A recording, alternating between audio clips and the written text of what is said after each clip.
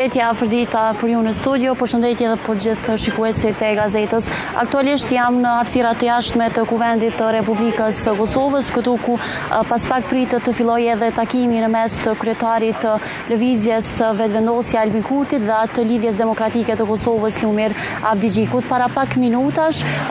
në mes të kësaj hyrje pra erdhi edhe i pari i lëvizjes Vetëvendosja Albin Kurti, i cili nuk u deklarua për media, pasi që sipas tij do deklarohet pasi që të përfundoi takimi me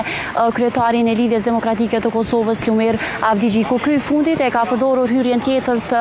Kuvendit të Kosovës për të hyrë brenda ambienteve ku do të bëhet edhe takimi. Siç e pash, Abdigjiku ka ardhur së bashku me Vjosa Osmanin në këtë takim. Nuk dihet sa do të jetë brenda takimit edhe Vjosa Osmani, por ata dy janë parë të dy së bashku duke hyrë brenda ambienteve të Kuvendit të Kosovës. Ky takim pritet pra që të filloj,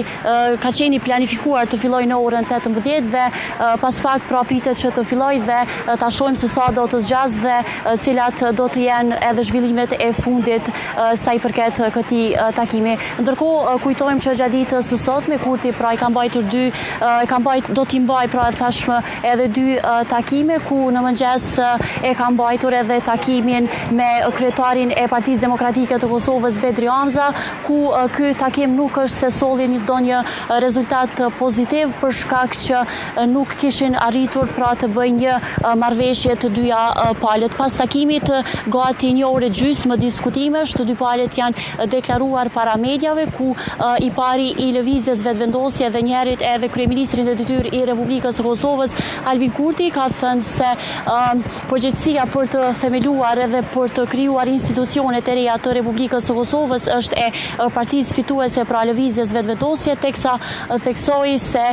përveç kësaj, sa i përket zgjedhjes së presidentit, nuk është vetëm përgjegjësi e lëvizjes Vetëvendosje, por edhe përgjegjësi edhe e partive të tjera. Ndërkohë që kreu i Partisë Demokratike të Kosovës e tha po të njëjtin mendim, tha se partia fituese pra lëvizja Vetëvendosje dhe i pari kësaj partie Albin Kurti e ka në dorë krejt këtë proces pra për themelimin e institucioneve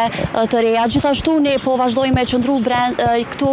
së bashku me të gjitha mediat e tjera për të parë se sa do të zgjas takimi mes Albin Kurtit dhe Lumir Abdigjikut. Ta shohim nëse do të jetë takimi gjatë sikurse ai me Hamzën dhe normalisht do t'ju mbajmë të informuar për të gjitha detajet e fundit sa i përket këtij takimi.